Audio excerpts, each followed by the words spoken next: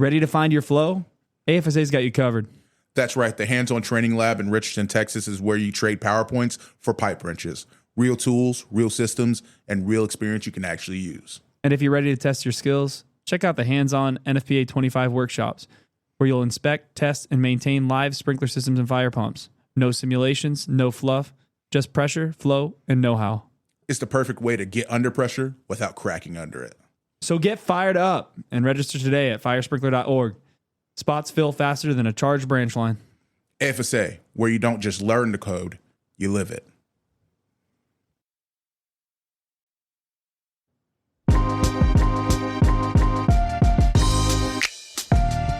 Welcome to the K Factor podcast, where we turn up the heat on all things fire protection. Brought to you by the American Fire Sprinkler Association, this podcast sparks conversations about the latest technology, trends, and tools shaping the industry. Join the AFSA tech team as we fan the flames of innovation in fire safety. Welcome to another episode of the K Factor podcast. This is an exciting one because we get to flip the script. Nate, a couple episodes, got to flip the script on us, but we're going to be talking to Nate, who's typically behind the board. Yes, sir. And now we've given that responsibility to Eric. Seems like it's happening a little more often. I don't know how I feel about it. Well, I was gone for a while, so, you know, we're back now. Well, you're back. Episode 11. We've been, let's just start there, right? Episode 11. It's been a ride. It's been a crazy ride. Did we think we were going to make it this far? Of course. I mean, no. I like saying it now. Like, we were like, I remember at the beginning of the year, we were like, yeah, we're going to do this. Well, what does that really look like?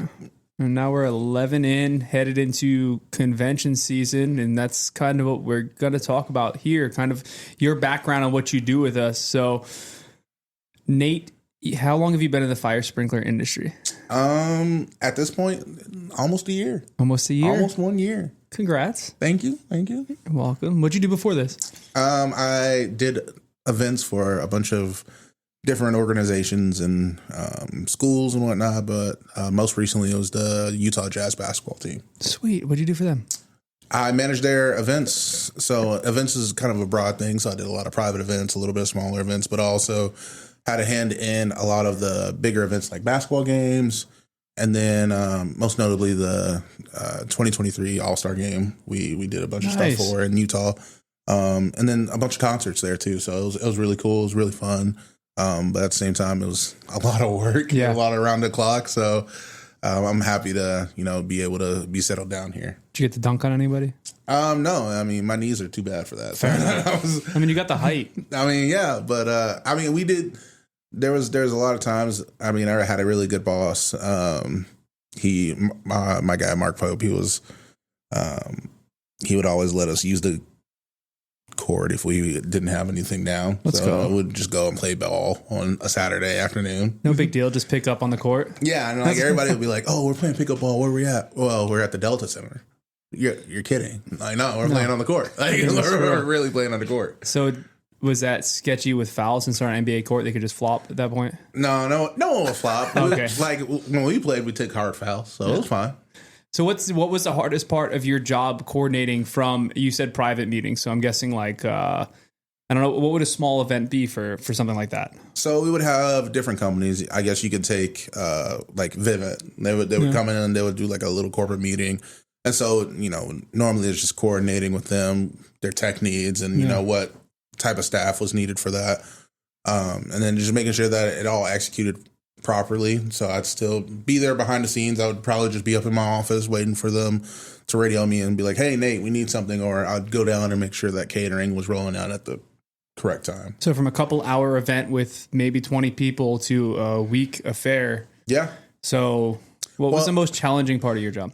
I will say, I think it's just the time, All-Star Weekend everybody sees it's just that like the 3-4 day event, but we got started, a month before, and it was just around the clock, people taking different shifts because the NBA is in our building and we're building out different aspects of, what the NBA All-Star Weekend is supposed to look like. So there's different activations and security is a lot more tight. And we had one in and out point where normally we could just enter in through this normal thing, and we're getting our bag just scanned like normal. And now it's like, oh no, we need to go through everything. Yeah. So constant changing environment. Oh yeah, it's just you could have a game one night, a concert the next night, and then we might do a couple things of hockey, or we have Disney on Ice, a couple of nights after that. So it was always changing. Which character were you in Disney on Ice? I was the guy that sat at his desk. Oh, man, I was so hoping you were on skates, bro. I mean, my parents had me playing ice hockey when I was younger. Really? So, You learned something new. Yeah, we had a little place in College Station, Texas, and they needed me to get out of the house and do something. Yeah. So that was what I did with Taekwondo and all the other stuff. So No, thank you. Grew up in the Northeast. You won't see me on skates. So, all right, what do you do for AFSA? I mean, your flexible schedule change seems like a good fit for the sprinkler industry. yeah. Being able to change on a dime. Yeah, and so here at AFSA now, I do a lot of different things, and I think you guys know that. I do, our seminars, so I coordinate with our wonderful technical team and make sure that they get all their training set up and making sure that the chapters get what they need, so that way You heard that wonderful technical team? Just spotlight that real quick. They're cool. They're cool. They're cool. That's the best we get. They're my guys. They're my guys. Josh, Eric, Kevin, John Denhart. I know Vicky goes out a lot too. So all you guys are really great at just educating everybody. And so I just make sure that we have all the contracts lined up. We have everything that we need from our side. And then I also make sure that the chapters or whoever does private training gets their certificates, making sure that they can stay up to date with their certifications. So still a lot of that behind the scenes coordination. Oh yeah. And that's the stuff that I love. I'm not a big, I guess it's kind of weird saying that I'm not a big like flash in the face type of person, even though I'm on the podcast now. But I've always been someone that loves pulling the strings behind the scene. Make it work. Oh yeah. Yeah. So Awesome. I do that. And then I also coordinate the apprentice competition on site. So, but now I got Eric to help me out with that. So that's going to be a lot of fun this year. And so don't give him a soundboard. No, it was fun. Last year I got to hang out with the 7 finalists and just make sure that they had a great experience and made sure that they were following the rules. And, I made sure that, the law was laid down and they had a great time. We had a great competition last year. It doesn't take much for you to lay the law down, though. No, not really. I'm typically one of the tallest people in a room, and then you show up, and I'm like, And you look short? yes. I'm a big dude, and I'm a nice guy though. I'm a nice guy. I know I'm 6'6" and I'm large and I'm stout and whatever you can call it, but at the same time, I just wanted to make sure that the experience was enjoyable for the apprentices. Yeah. I wanted to make sure they didn't get blackout drunk in the middle of the convention. Yeah. But did you enjoy it? Did you have a good time with your people? Right. So last convention was your first convention with us, first Yes, sir. time running through the apprentice competition. What was your original kind of unbiased opinion of the apprentice competition? Is it Initial thoughts. initial thoughts? What'd you think? It was different. I've seen a lot of different competitions, being in my background with like playing football and, then, being around sports for these past few years. So I've always been around some type of active competition. And then the apprentice competition comes around and it's just like, man, these guys are really gunning for these prizes. And this is really intense to them. They're there and they're enjoying it and they're having a great time, but they're still having to cut pipe and to hang in. And, there's still a lot of thinking and a lot of work and a lot of physicality that kind of goes into that. And so I was like, wow, this is something that's very unique, and it kind of drew me in. And that's why I keep wanting to go back and do more and more with it. And that's why I keep taking on that role. So is the competition level in terms of mindset and wanting to go out there and get it similar to what you've seen in the sports background, or different? It's different because there's, the sports background, of course, is a lot more physical than, hanging pipe and whatnot. But the mental, I think some of those fitters might argue that. Yeah, sure, you can. But like, think about like if we're playing a football game and somebody like Eric is trying to meet somebody like me in the A gap, like Not going to happen. exactly. I would definitely hand the ball off to see that happen. Thanks, Josh. But like at the same time, but the mental part of it, I think, is comparable because those guys are, as much as they're friendly, you can see that with like NBA guys, they're friendly to the public eye, but whenever they're on the court, they're trying to rip each other's face off. Right.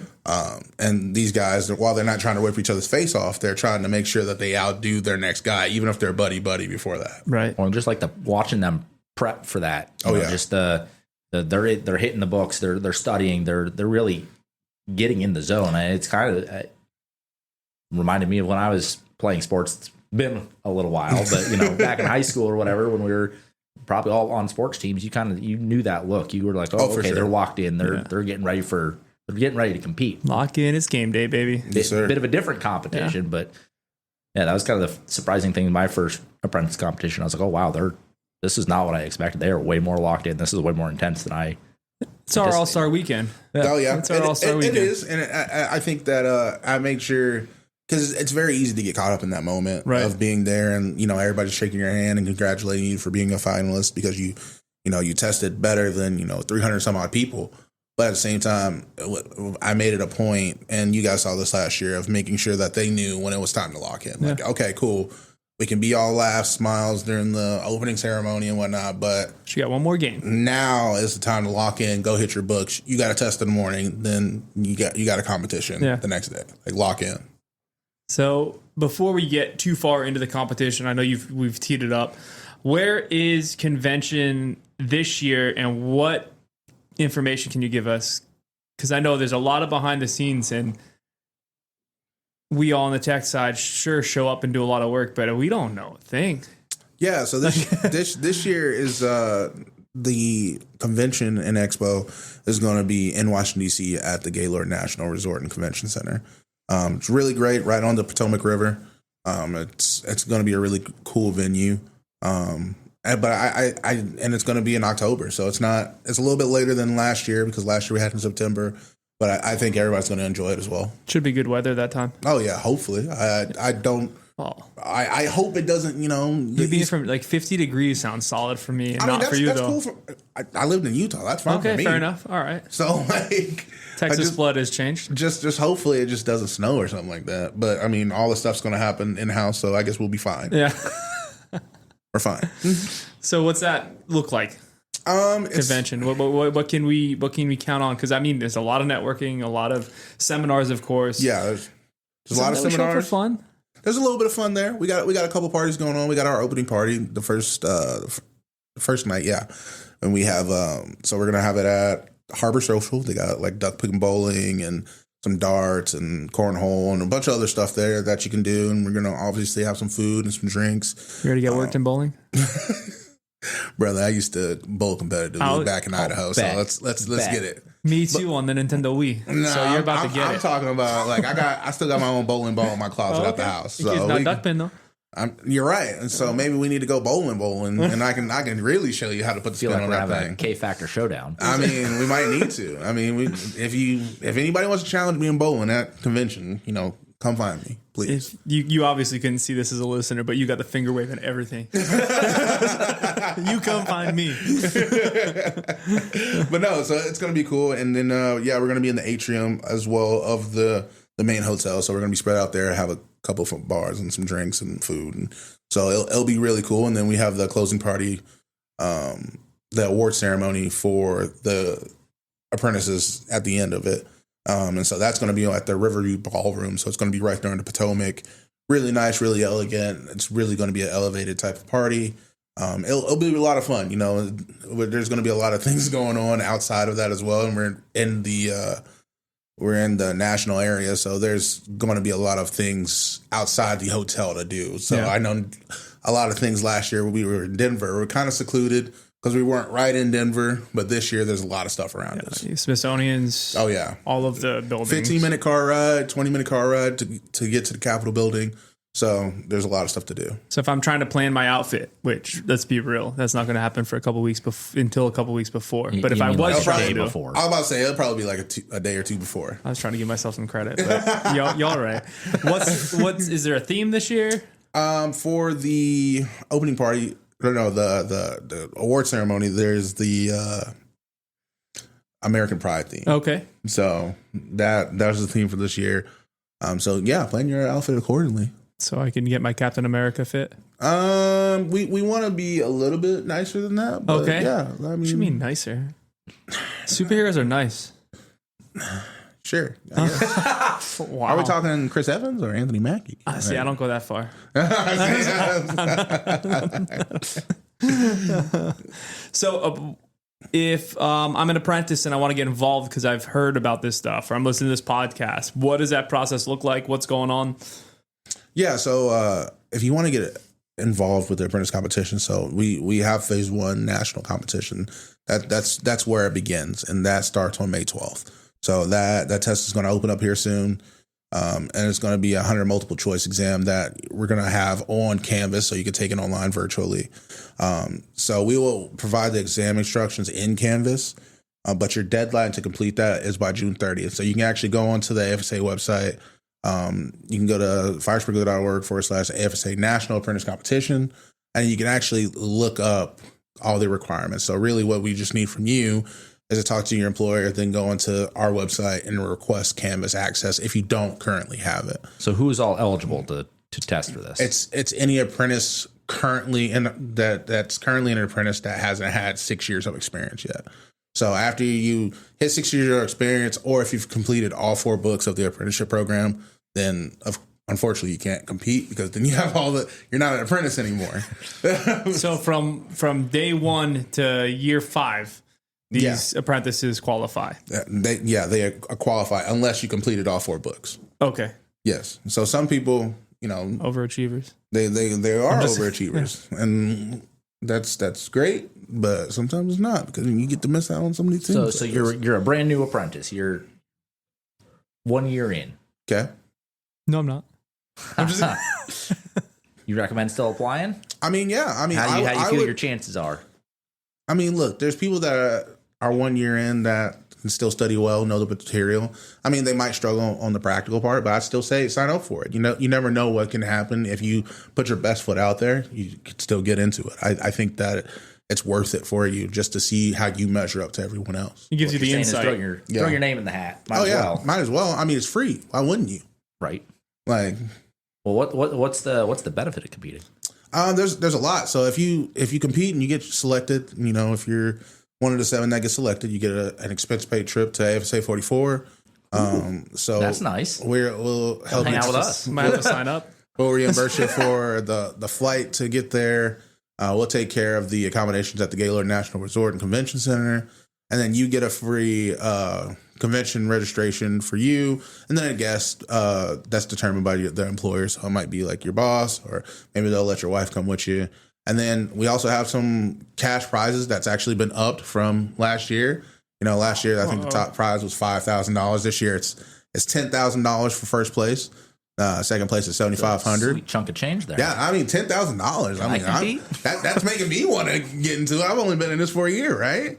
You get $10,000 for first place. Second place is $7,500. Third place is $5,000, and then places 4 through 7, they all get $2,500. But we won't know who's 4 through 7. It's just we definitely guarantee the top 3, and then if you're not the top 3, then you're getting $2,500. But on top of that, you also get a brand new set of hand tools and a lot of cool swag as well. Let's go. So the first phase, as you mentioned, was testing, and that's going to happen if you're listening now. We're dropping this podcast on the 6th, and your test will open, and we'll leave the link in the details of the podcast. So that test schedule opens May 12th until June 30th. So you have until June 30th to get that sorted out. The phase 2, what's phase 2? Phase 2. So phase 2 is those 7 people that get selected. Okay. Those 7 people get selected. They fly out. And you get to meet us in person. So you get to meet me and Eric, and I guess Josh can show up if he feels like it. If I feel like it. I mean, if they invite me. Let's be honest, you're going to get dragged in. If you saw me on the dance floor in Vegas, I'm not sure you'd want to invite me back. But you in karaoke in Orlando, like this is a bad track record, dude. See, I didn't go to those. I don't know. I don't know what you're talking about. Man, they give us the wrong song. Anyways, so phase 2 is phase 2. You go to DC. You're the top 7. You come out, you meet me, you meet Eric, you might see Josh, but you're out there, and then we get you there, and you get to experience convention. But the phase 2 specifically is another written exam. There's another 100-question test, just making sure that you know what you know, and putting pen to paper again. It's going to be a little bit differently than phase 1. And then on top of that, we also have a practical assessment. So what's going to happen is you're going to have to cut and fit some pipe, and so you're going to have some steel pipe and a little bit of CPVC and some sprinkler heads on that, and you're going to have to make sure that you know how to fit it properly, but the correct fittings. You're going to have to read the layout. So that's what all you're going to be tested on. And that all happens in the middle of the convention. Yeah, you're in the middle of the convention. You're not on the outskirts. In a corner. Like, you're in the middle around all these major players. Basically an arena. And people are staring at you. It's essentially in a stadium. Yeah. So, and you just got a couple thousand people just coming in and out, just staring at you, just seeing what you're doing. Seeing no how pressure you're doing. or nothing. But you got to live up to the hype, man. That's right. You qualify top 7. You better be able to handle the pressure. No. So... You said, we're cutting and grooving pipe. Like, okay, cool. Is it little tiny mock-up, 1 or 2 sprinklers? What does this look like? Without giving too much. I can't give too much because it changes every year. That's fun. The thing. And so, like, we have a team of us that, they will go and they'll, design a different system every year. And sometimes it might be a standpipe. Sometimes it might just be a normal just sprinkler system. But they're going to definitely cut and hang pipe, and they judge you on accuracy and safety and craftsmanship. Just making sure that you know how to do it properly. And so full system, steel, both CPVC. And we make sure, and we do it a pressure test too. And we're hydroing that thing. Yeah, we're putting some water in that thing, making sure you did it properly. We don't have any leaks, making sure that things go how they're supposed to. Like, there's a lot that goes into it. Hydro's in the field. I can hide in a closet and no one knows, right? Imagine hydro in front of the. That's awesome. So you got to make sure you do it properly, and you don't have any freaking leaks going everywhere. You scroll that down a little bit. Yeah. Sweet. So we're gonna make sure that link's in there. What does it look like as an apprentice? So it's my first year. I've qualified. I'm top 7. I'm about to go in there and win this thing. What can I expect? The relationship, the prep with maybe other competitors or AFSA staff? Yeah, so like I said, this year or last year, if it's your first year, you're gonna see me and Eric. We're gonna get you. We're gonna do some interviews. You're gonna have a lot of media in your face. So that's cool. Whenever we talk about, like, it's like your all-star weekend, it's definitely just like a media blitz for you because you're getting your face and your name everywhere. And at that point, it's kind of a little bit of a shell shock, but we're also gonna bring you back down to earth, give you some time to really enjoy yourself. So what's gonna happen? You're gonna come in, you're gonna meet us. I'm gonna give you a little guidelines. I'm gonna give you your rules and regulations, and I'm gonna be nice about it. But you're gonna have opportunities to go and take seminars.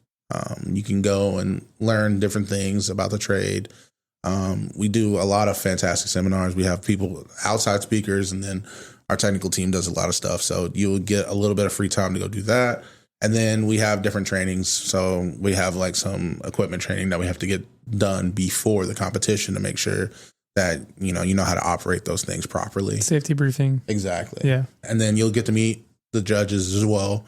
And they'll kind of go over the guidelines with you and just tell you the same thing that I told you. And, you're going to be graded on accuracy, craftsmanship, and safety. And then you're going to have your opening ceremony, and all the people that are there for the convention are going to look at you and be like, these are the 7 that made it. And there's going to be a lot of people coming up to shake your hand and say, congratulations.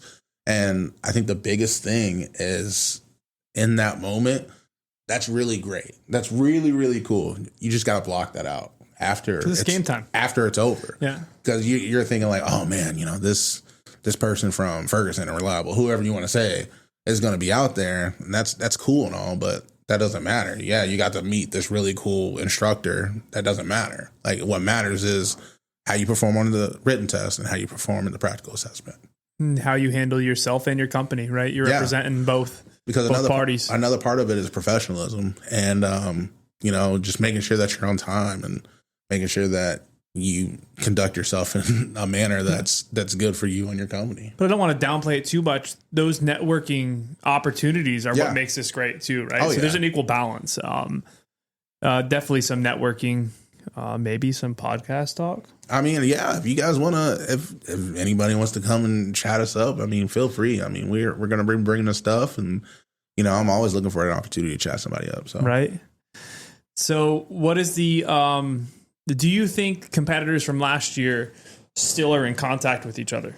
Do you think this is a one and done thing? I don't. That's a hard question because sometimes the answer is yes, but there's a guy that was there last year. He qualified the last 3 years. He kept coming back, and that's the nice thing about the competition. If you don't place in the top 3, you can keep coming back because that. If you're not the top 3, you didn't get those prizes and you still got that hunger, then keep eating, come back.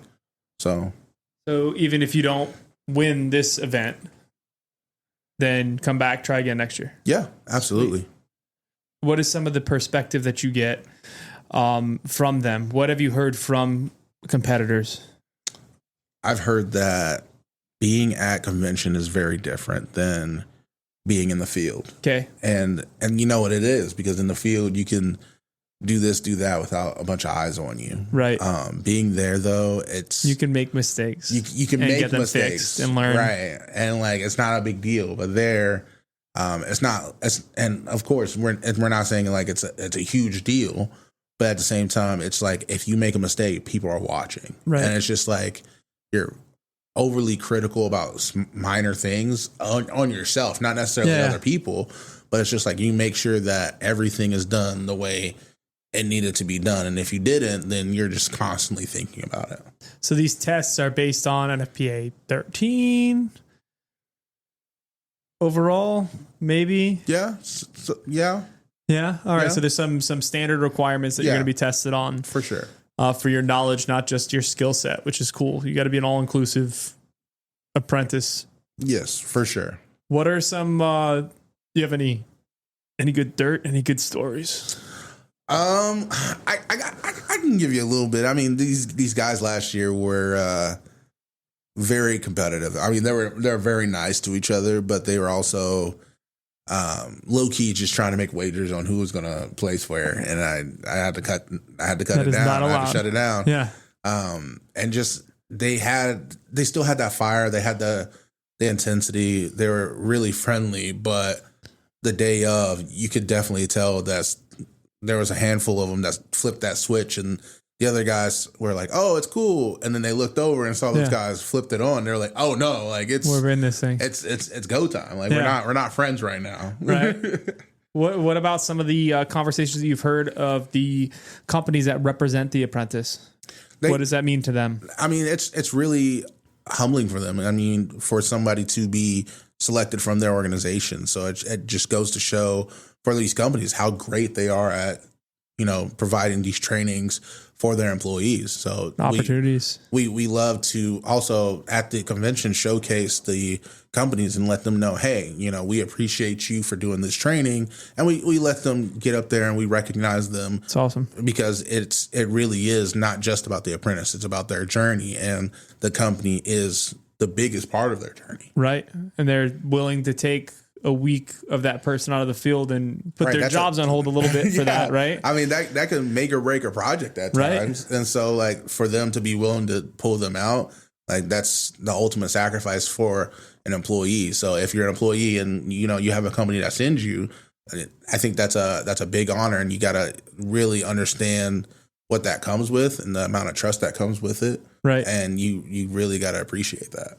So is there anything that you want to say about apprenticeship or convention as we put a bow tie on this thing? I think the biggest thing that I'll say about convention, and then I'll get to apprenticeship. I think that convention is going to be really cool this year. I think that we're in a really good location, and there's a lot of really neat things that are going to happen. There's going to be a lot of really cool classes, and there's even going to be this one K Factor thing that's going to be happening. Oh yeah, this year. Really? Apparently we're going to be eating hot wings, like Let's the hot go. ones. So blue cheese, please. So we're gonna be having a good time, and it's going to be a really good time for everybody that shows up.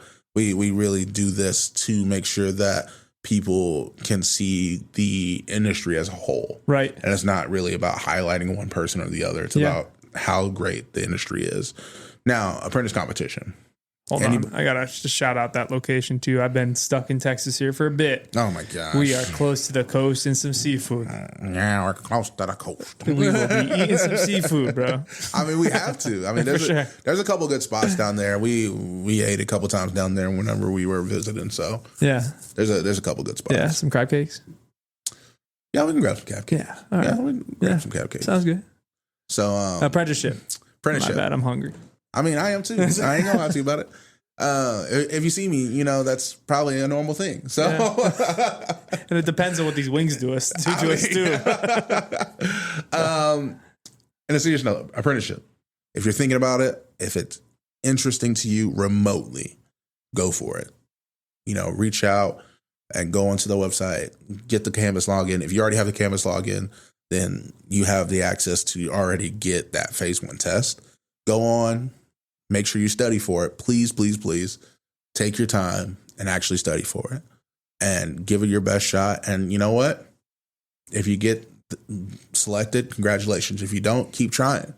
I think the biggest thing that apprenticeship is all about is just that opportunity to just kind of showcase what you're all about and how your skills are. So, and your growth year over year too. Celebrate that. Oh, for sure. And so, year 1, if you don't get it, then that's fine. Year 2, got another shot. Don't get a year 2. You got 5 chances essentially. Yeah. So, and that's the biggest thing, is that I want people to continually try to grow. And that's what the apprentice competition really is all about. Yeah. Awesome. So, I guess if you're out there, make sure you hit the link in the description. We hope to see you at convention. If not, feel free to reach out to us offline too if you have any questions and anything like that. The link will be in the description of this podcast. Again, May 12th is when we release that test availability until June 30th. So make sure you get that done. We can't stress this enough. This is an opportunity for you, great opportunity for you and your organization to show really the country what you've been working so hard to do and where your passion is. So make sure you fill that out. Not to step on Nate's toes, but we can't really push the importance of this too much. No, we can't. I mean, we had 300 people show up last year. I want to see more. Me personally, like I said, I've kind of taken ownership of this, so I want to see more because I know how important this is to the industry. Yeah, so there's 300 applicants last year. Yeah. So, and there will probably be more this year, and we're looking forward to hearing your experiences as well, see how it goes. And honestly, for me, busy at convention. Yeah. But it's almost like sitting back and watching the game, right? To make sure you take 15, 20 minutes to go over there and watch these young for sure professionals do something that I know they do way better than I could.